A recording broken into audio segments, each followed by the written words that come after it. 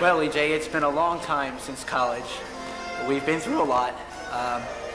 You've been a great friend, and I can't believe you're getting married, but it leaves all more win for me. Woo! Good luck, and have a great honeymoon. Thanks.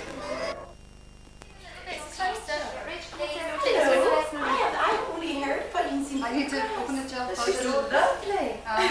Hold the camera facing you. Use your, see where your finger is now. Okay. This one, the very back of the camera. Yeah. Push one of those things up. Let me just say, forget the wedding, forget everything. I think that they should go away, have a really wonderful time, because my God, they have been so stressed, so busy, and everything else leading up to this. They need it and deserve it. Be very happy, I know you will be. Take care. Bye. Good week. Actually, all I have to say is it's strange because I'm only going to have a bride for 15 minutes. When she walks down, she'll be my bride, and then as soon as we walk out of there, she'll be my wife. I thought that was a strange concept. Remains a bride. Yes. But she'll be in that middle bit for about 15 minutes. And hello, and I'm glad you're marrying me. Are we all seated? We should all be getting seated. Yeah, you can.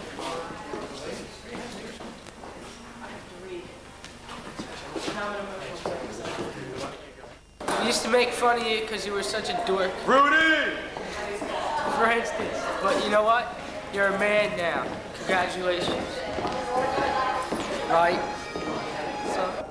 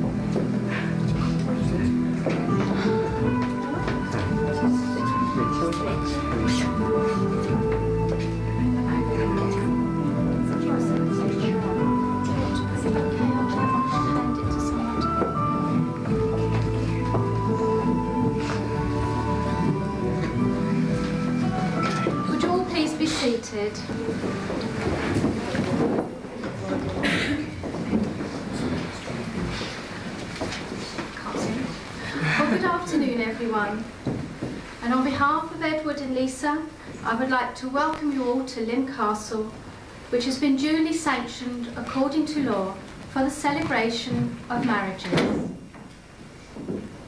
My name is Linda Clark, no relation, and I will conduct the ceremony today, and my colleague is Kim McLaughlin-King, who will be registering the marriage. As family and friends, you are here today on this very special occasion to witness the joining in matrimony of Edward James Clark Jr. and Lisa Carol Parkhill.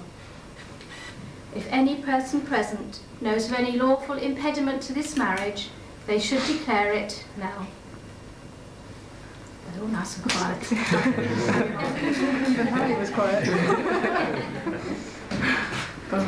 The ceremony will be in accordance with the civil law of this country, which requires both the bride and the groom to declare their freedom to marry each other before they contract their marriage and solemnly promise to take each other as partners for life.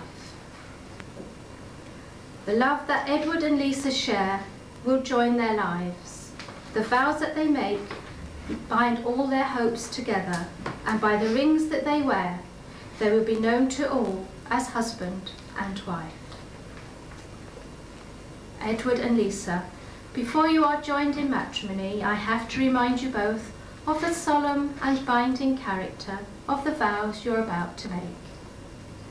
Marriage, according to law of this country, is the union of one man with one woman, voluntarily entered into for life, to the exclusion of all others.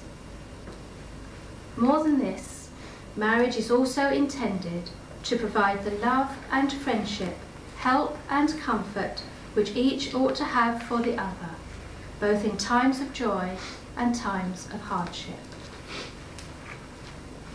The vows that you make today are of a twofold nature. In the first part, you declare your freedom to marry each other, and in the second, you promise to take each other as husband and wife.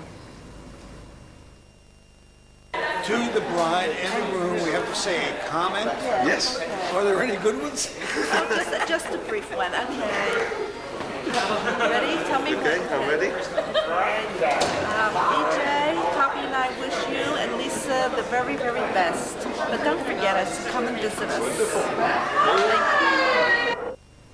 So Edward, do you know of any lawful reason why you should not be joined in matrimony to Lisa? I do not. And Lisa, do you know of any lawful reason why you should not be joined in matrimony to Edward? I do not. Who presents Lisa in marriage? I do. So Edward and Lisa will now declare their intention to marry. So would the witnesses please stand and step forward to join them?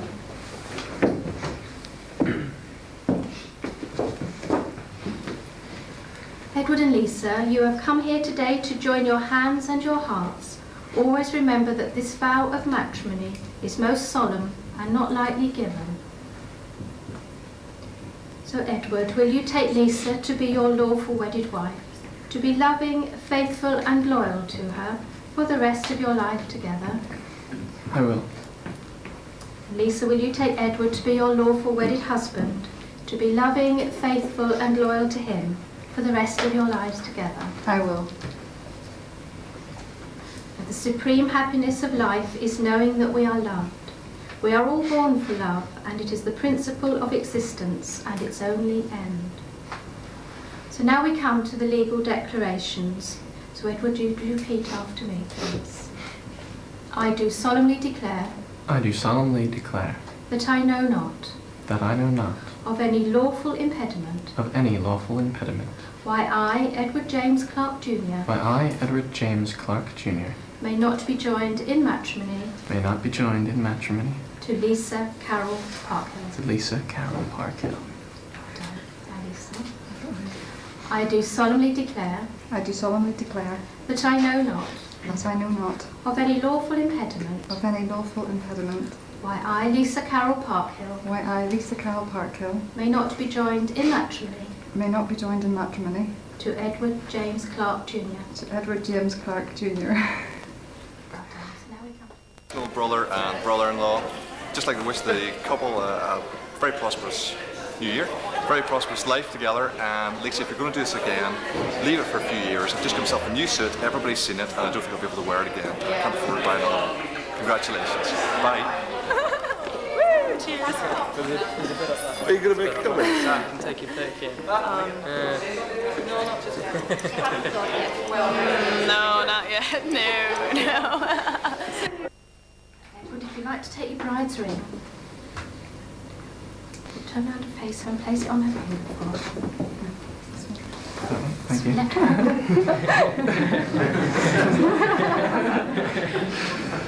That's the one. Say, Lisa, I give you this ring. Lisa, I give you this ring. As a token. As a token. Of our future life together. Of our future life together. That we may be known to all. That we may be known to all. As husband.